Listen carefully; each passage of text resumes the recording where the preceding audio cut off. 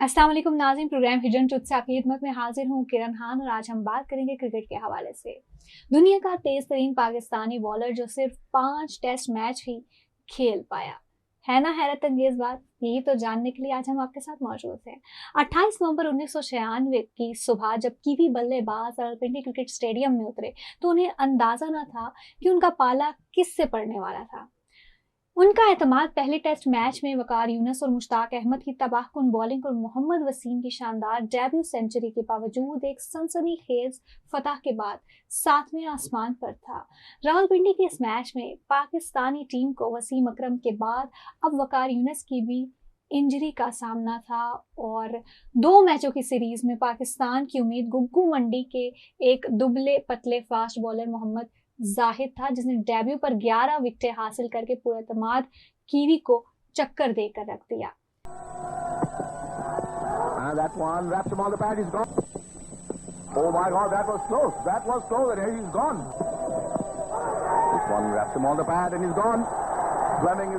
Cricket की तारीख में पहली बार हुआ होगा कि हम सब मैदान में थे, फील्डिंग सेट हो गई, बैट्समैन आ गए, एम्पायर भी आ गए, मगर खेल 20 मिनट तक रुका रहा क्योंकि बोर्ड वालों ने उन्हें गेंद ही नहीं दी थी। फिर एक मुकामी दुकान से गेंद मंगवाई गई और मीडिया को दिए गए एक इंटरव्यू में मोहम्मद जाहिद मुस्कुराते हुए इस वाक़े को अपनी खुशकिस्मती से जोड़ते हैं। मुझे मुकामी गेंद से बॉलिंग का तजर्बा था। इससे पहले साइड मैच में मैंने उनके बहुत आउट किए थे। मैंने देख लिया था कि इन कीवी बल्लेबाजों की टांग ही नहीं निकल रही थी। शेख जफर अली स्टेडियम साहिवाल में खेले गए इस साइड मैच में मोहम्मद जाहिद ने 54 रन देकर 6 कीवी बल्लेबाजों को आउट किया था, जिसकी बदौलत वो चीफ सेलेक्टर जहीर अब्बास की नजरों में आए।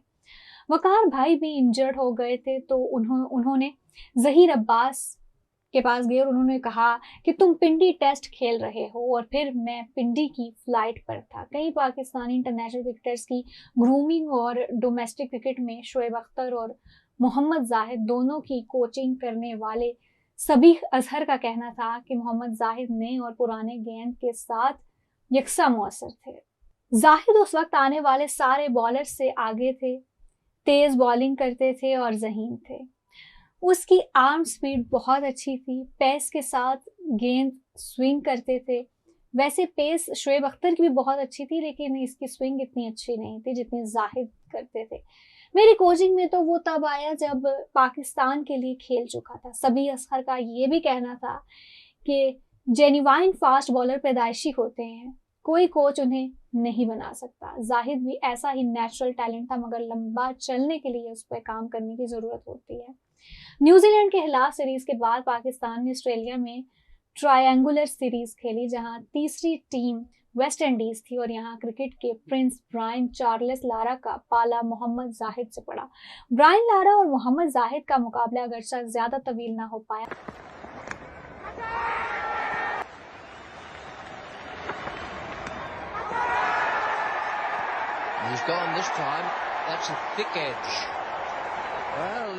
मगर इस मुख्तसर मुलाकात ने ही legendary West Indian pacer Michael Holding को 1970 और 1980 की दहाइयों के वेस्ट इंडियन फास्ट बॉलर्स याद दिला दिए।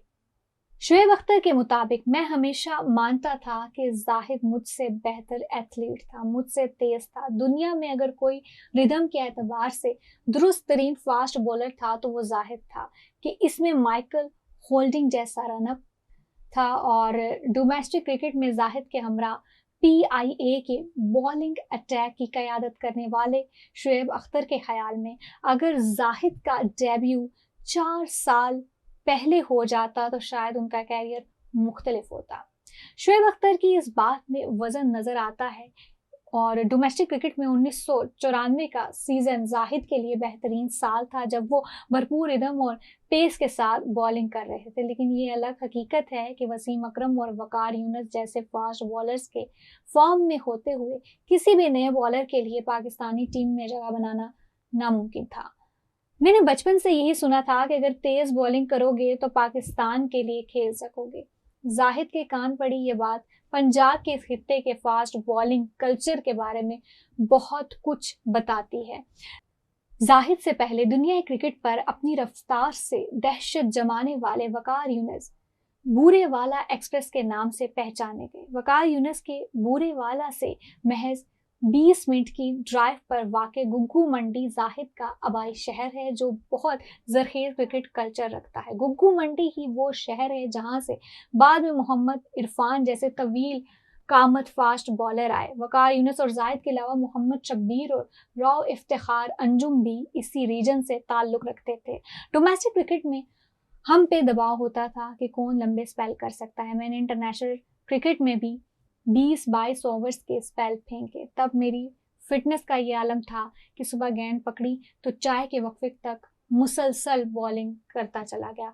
किस्मत की सितम ज़रीफ़ी देखिए कि जहां दुबले पतले जिस्म के साथ इस कदर तेज़ और मुतवातर बॉलिंग कभी भी मोहम्मद जाहिद की इंजरी का बाइस न बनी, वहीं फील्डिंग प्रैक्टिस का एक सेशन उन पे ऐसा भारी पड़ा कि कमर ही टूट गई। Simple catch there, regulation catch to Salim Malik. Sunil Joshi assists Salim and Salim obliges. लेकिन इस संगीन चोट और सर्जरी के बावजूद जाहिद की रफ्तार और काट में ज्यादा फर्क नहीं आया और 6 ही माह बाद जब कनाडा में सहारा कप के दौरान एक निहायत मजबूत इंडियन बैटिंग लाइन सामने आई तो जाहिद का जादू फिर सर चढ़कर बोला। वो Indian batting order Azharuddin, Rahul Dravid, Sachin Tendulkar और सौरव गंगोली जैसे बल्लेबाजों पर मुश्तमिल था, मगर जाहिद की बेपनाह पेस और स्विंग के सामने उन सब घाघ बल्लेबाजों के कदम डोलते नजर आए। That is excellent fast bowling. Yorker straight into off stump. Rahul Dravid's gone. It's a 4 down now for. सभी अजहर कहते हैं कि जब कोई बॉलर इतनी ज्यादा रफ्तार से गेंद को स्विंग करने लगता है तो अच्छे अच्छे बल्लेबाजों के लिए भी संभालना मुश्किल हो जाता है।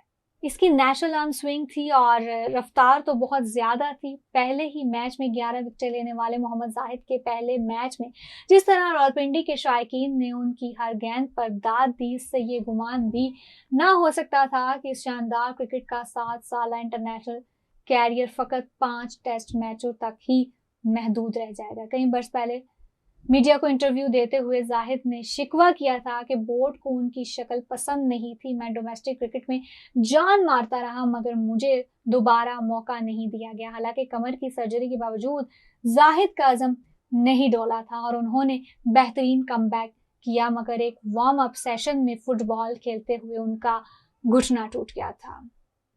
इस सवाल का जवाब तो फिर रह जाता है कि अगर दुनिया के तेज तरीन बॉलर की देखभाल जरा बेहतर तरीके से कर ली जाती तो क्या इस कैरियर की उठान कुछ अलग हो सकती थी।